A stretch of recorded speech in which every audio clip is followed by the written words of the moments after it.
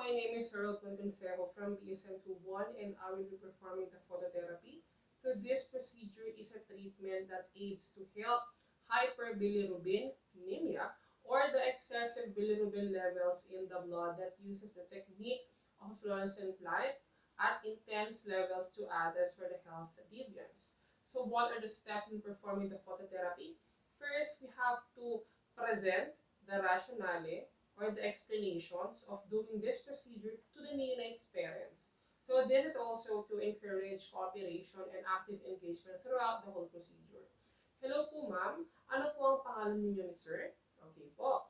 Bale, Mrs. and Mr. Robredo, ang inyo pong anak ay nangangailangan po ng phototherapy na nabanggit din po ng kanyang pediatrician kasi mataas po ang kanyang bilirubin levels. At kung hindi po ito maagapan, patuloy pa rin po itong mag-compromise sa kanyang liver health that could result po into further exacerbation of his or her health. Okay lang po ba yun, ma'am? Na mag-administer tayo ng phototherapy? Okay. After which, we have to get the initial body temperature of the neonate and the initial bilirubin or the serum levels of the neonate per se. So it is important for us to establish this baseline data in order for us to have a ground for comparison all throughout the procedure. And at the same time, doctors recommend of doing the heel prick method in the neonate in order to establish the blood sample that contains the bilirubin level or the initial serum level that will be needing for the comparison ground later after the procedure. Alright, so after which we have established that the temperature of the neonate is within normal or within at least 35.7 degrees Celsius. We will now proceed with the hand washing technique. In this case, we will be performing the hand sanitation for the convenience of time. And then after which we have to place a pair of bilateral opaque eye patches so that it will prevent retinal impairment. So I have created these two opaque bilateral pair.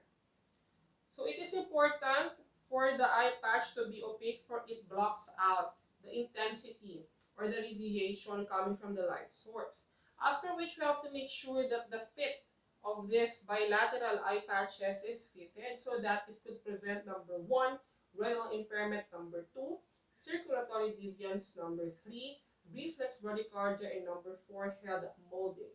Since the bone contour of the neonate is not yet fully developed or not yet fully defined, then we have to practice precautionary measures. So after doing the rigorous screening of fitting, we will now perform the undressing of the neonate's clothes that only reveals the essential parts. It is important for us to undress the client but also protecting the privates in order to number 1, proper exposure to the light actually enhances the efficiency of the said procedure. And then also we have to take note that we have to make sure that the client's genitals are covered so that it could not lead to his or her possible infertility or impotence in the future. So we have to be very careful with removing the said clothes. Alright. And after which, we have to safeguard for the proper dressing of the private. So number 1, once again, it could prevent reproductive problems in the future. So after which, we have successfully undressed and exposed the needed parts. We will now proceed with the checking of the equipment if all lights are working.